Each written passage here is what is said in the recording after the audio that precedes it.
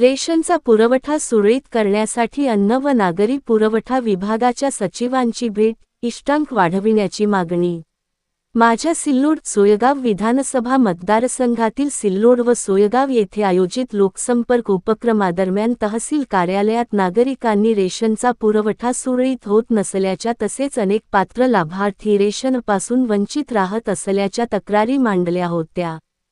या तक्रारींच्या अनुषंगाने आज मंत्रालयात अन्न, नागरी पुरवठा व ग्राहक संरक्षण विभागाचे सचिव श्री. संजीव कुमार यांची भेट घेऊन मतदारसंघातील रेशन वितरण व्यवस्थेबाबत सविस्तर चर्चा केली.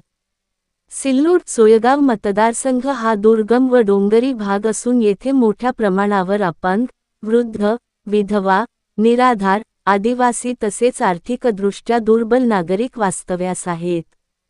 त्यांचा उदरनिर्वाह प्रामुख्याने सार्वजनिक वितरण प्रणालीवरील रेशनवर अवलंबून आहे.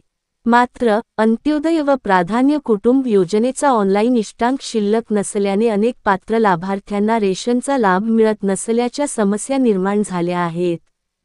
त्यामुळे अंत्योदय योजनेचा इष्टांक सिल्लोड तालुक्यासाठी 5,000 व सोयगाव तालुक्यासाठी 1,000, तसेच प्राधान्य कुटुंब योजनेचा इष्टांक सिल्लोड तालुक्यासाठी 10,000 व सोयगाव तालुक्यासाठी 5,000 वाढवून देण्यात यावा, अशी मागणी करून यासंदर्भाचे पत्र सचिव श्री.